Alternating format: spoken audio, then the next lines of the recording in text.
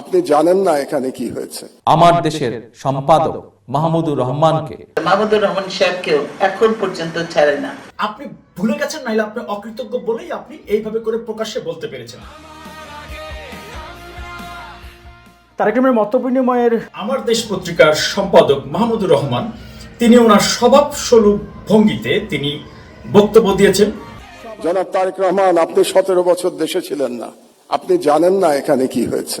সেই মাহমুদুর রহমানের জবাবে তারেক রহমান খুবই বিনয়ের সঙ্গে বলেছেন যে দেশের মানুষের সাথে কি হয়েছে এখানে মাহমুদুর রহমান সাহেব বলেছেন একটি উদাহরণ দিয়ে।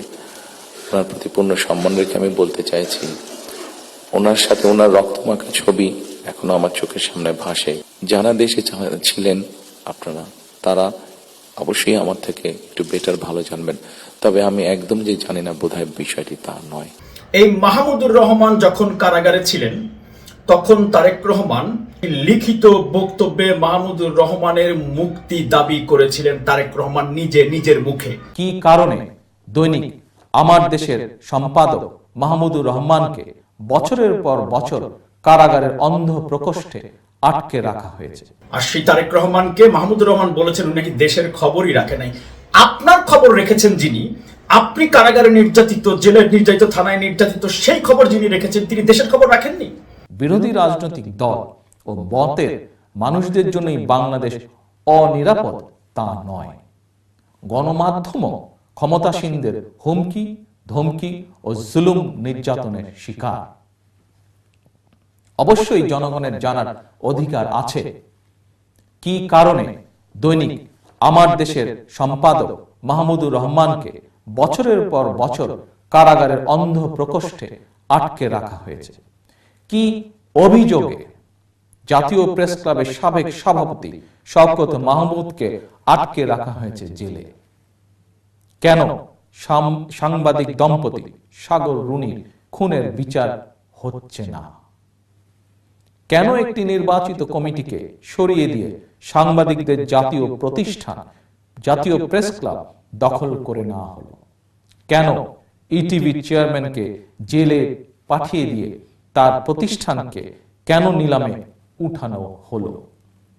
কেন চ্যানেল 1 ইসলামিক টিভি বন্ধ করে দেওয়া হলো? কেন একজন রাজনীতিবিদ মাহমুদুর রহমান মান্নাকে ধরে নিয়ে বছরের পর বছর বিনা বিচারে কারাবন্দী করে রাখা হয়েছে? সরকারের বিরুদ্ধে কথা বললে কেন দেশদ্রোহী কিংবা রাষ্ট্রদ্রোহী হিসেবে বিবেচনা করা হবে? কেন এসব নিয়ে গণমাধ্যম নির্ভয় লিখছে না বা লিখতে পারছে না? তারেক রহমানের মা বেগম খালেদা জিয়া, আপনি মাহমুদুর রহমান যখন জেলে ছিলেন, বেগম খালেদা জিয়া তখন প্রেস কনফারেন্সে আপনার মুক্তি দাবি করেছিলেন। এক অনুষ্ঠানে বেগম খালেদা জিয়া, আপনি সহ সাংবাদিক নেতৃবৃন্দ যারা ছিলেন তাদের মুক্তি দাবি করে উনি বক্তব্য রেখেছিলেন। আপনি মাহমুদুর রহমান যখন গ্রেপ্তার হয়েছিলেন, গুলশান থানায় আপনাকে যখন ফ্লোরে ফেলে পিটানো হচ্ছিল, বেগম খালেদা জিয়া কিন্তু আপনার জন্য সংবাদ সম্মেলন করেছিলেন। তারপরে আমাদের ওখানে মাহমুদুর রহমান একই অবস্থা, মাহমুদুর রহমান সাহেবকেও এখন পর্যন্ত ছাড়ে না। মামলা হয়ে গেল, নতুন করে আবার মামলা দিয়ে আবার গ্রেফতার দেখানো হয়। শফিক রহমান সাহেবকে অন্যায়ভাবে ধরে নেওয়া যায় হলো এবং কিছুক্ষণ পর্যন্ত তার কোনো ছিল না, খবরাখবর ছিল না। পরবর্তীতে বাধ্য হয়ে জানেন যে এটা নিয়ে অনেক হইচই হবে, আন্তর্জাতিকভাবে হবে, সেই জন্য পরবর্তীতে তাকে করছে। এবং শুধু তাই নয়, তাকে রিমান্ডে নেওয়া হচ্ছে। এগুলো কোন দেশে? হ্যাঁ, 5 দিনের রিমান্ডে নেওয়া হচ্ছে। মিথ্যে মামলা দিয়ে জবরদখলকে তাকে নিয়ে যাওয়া হয়েছে এবং এইভাবে তাদেরকে স্তব্ধ করে দিতে চায়।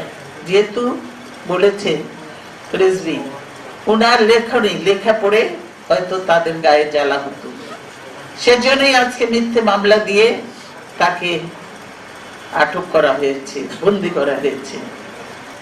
সালামি সাহেব ওই ইটিভির ছিলেন, চেয়ারম্যান ছিলেন, জোর করে তার কাছ থেকে ইটিভি নিয়ে যাওয়া হয়েছে, তারপর তাকে এখন পর্যন্ত জেলে আটকে রাখা হয়েছে। মাহমুদুর রহমান মান্না একজন প্রগতিশীল রাজনীতিবিদ ছিলেন। মাহমুদুর রহমান মান্না, তাকে পর্যন্ত আজকে মিথ্যে মামলা দিয়ে অন্যায়ভাবে ষড়যন্ত্র করে তাকে আটকে রাখা হয়েছে। শওকত মাহমুদ, আপনারা জানেন, তার বক্তব্য শুনেছেন, লেখনী লিখেছেন। শওকত মাহমুদ তিনি একজন অতি জনপ্রিয় সাংবাদিক, তাকে আজকে গ্রেফতার করা হচ্ছে। আজকে আমি তাই বলবো, অবিলম্বে শফিক রহমান, মাহমুদুর রহমান, সালাম সাহেব, আমাদের আব্দুল মান্নান মেয়র যিনি, এনাকে, শওকত মাহমুদ, সকলের মুক্তি আমি দাবি করছি। অবিলম্বে তাদেরকে মুক্ত করার জন্য আমি এখান থেকে, ছোট্ট পরিসর থেকে সবাই করছি। আপনি যখন অসুস্থ ছিলেন হাসপাতালে, একবার বেগম খালেদা জিয়া নিজে কিন্তু আপনাকে দেখতে গিয়েছিলেন।